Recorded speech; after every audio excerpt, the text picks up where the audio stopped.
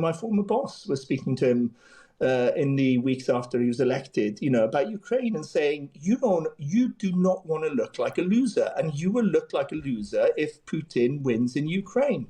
So you've got to sort of we all have to approach this from what is going to look good and sound good to Donald Trump. And I think actually one of the starting points that we should start with is, Denmark, forget it. You can't complain about the US being colonialist and imperialist if you are hanging on to a piece of land that the Vikings invaded decades ago. So the starting point is greater autonomy one way or the other for Greenland, and then work from there at something that looks a bit like the rule of law, but with Donald Trump satisfied that, he is better placed to protect not only America, but the rest of us. Well, overnight, President Trump has once again signalled that the US is going to take over Greenland. Greenland and Denmark, which retains sovereignty over Greenland, have repeatedly told the American leader to tone down the rhetoric. Is there a diplomatic path out of this, or does it look as if Trump is determined to do it? Guto, what's your thought on this? I'm having to recalibrate the way I think about many things in the world at the moment, and I think everybody else has to with Donald Trump, because whatever I feel about it and wherever my starting point, the rules of the game have changed. Largely the rules have been cast aside, and I'd bet my house that this time next year even, somehow, one way or the other, Greenland will not be attached to Denmark. And one way or the other, it'll be closer to the US. And what I hope, like I assume everybody else, is that can be done peacefully without shots being fired and without, Delta Force sort of abseiling onto some military installation in Greenland. I'm not betting the house, by the way, just in case anyone takes me up on that. But I think in reality, this will happen. Now, once you recalibrate and you start thinking, so if that is kind of the end game, is it really that bad? Well, I'm not going to cry because Denmark loses a piece of land. I love the way he said it, that they landed on as Vikings 500 years ago, whatever. I'm not sure that's even accurate, but there's an element of that.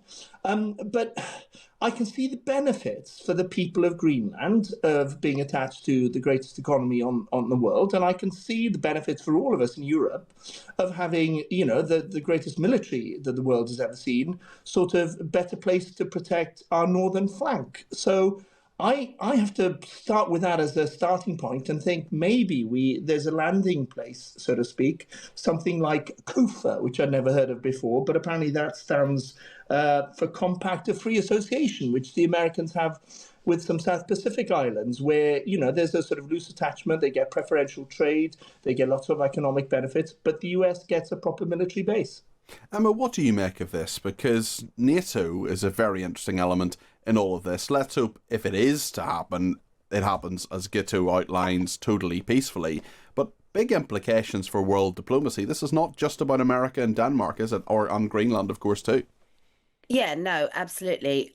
You may or may not cry for Denmark, but you would cry for NATO, I hope. I mean, I'm 50 years old and I have always lived under the NATO umbrella, my parents have always lived under the NATO umbrella.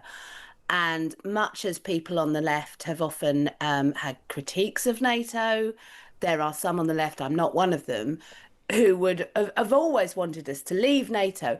We never really talked about what that meant and what it meant not to live under that NATO umbrella, what that might mean in terms of our own defences, and whether that actually meant, spending a lot more, which I think is probably going to have to happen either way. We are quite possibly moving very, very fast into a post-NATO world.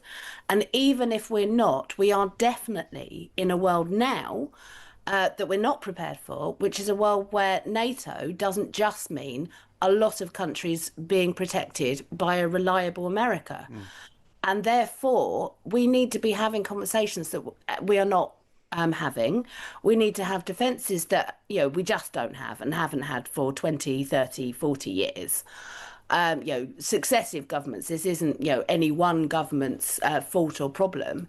But, our military has been designed for a world in which we were protected by a bigger brother, and we're just not. And that's a very pertinent question in all of this, not to get too far ahead of us ourselves, Guto, but what would NATO be? What is NATO without America? Well, I like the analogy of protected by a bigger brother, and then bigger brother goes off to college, and suddenly the walk home from school is scarier, and you want to take up sort of judo or karate or something. Maybe there's an element of that, and that has spending implications. And we'll get on to, the balance between what we spend on welfare versus what we spend on the basic fundamental issue of defending ourselves.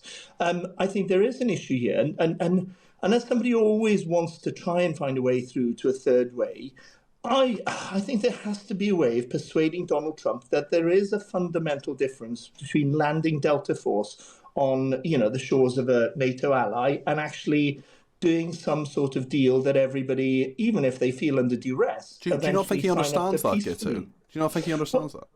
I think he does. I think what he's doing, and I have to say this, not as somebody who's a fan of his, because I'm not, but there's a certain sincerity about him. You know where you are, and I think he speaks, unfiltered, which has a lot of downsides. But also, he's telling us that he doesn't really want to have a fight with NATO, but he wants Greenland. So we've got to work out how to square that circle, and I think that is, much as people would like to say, "Oh, this is an outrage," and Denmark are going to be "Don't Cry for Me, Copenhagen" might be the new song. Guto, what about one way or the other? We've got to find a way through of squaring that peg. What about? I mean, under existing agreements with Denmark, the US has the power to put as many troops as it wants on Greenland. Does Keir Starmer or the European leaders just need to have a gentle word in Donald Trump's ear and go, "Mate, you can do this. You don't need to take it over. It doesn't need to be belonging to you. You can put as many troops there as you want." How do you navigate that in your sort of former role as Director of Communications? Is that even a possible conversation to have? You've just made me think, Chloe, that we should have sent you to Washington as our new ambassador, because that's exactly what it needs, is somebody to say, "Listen, mate," and I know my former boss was speaking to him in the weeks after he was elected, about Ukraine, and saying, you do not want to look like a loser, and you will look like a loser if Putin wins in Ukraine. So you've got to sort of we all have to approach this from what is going to look good and sound good to Donald Trump.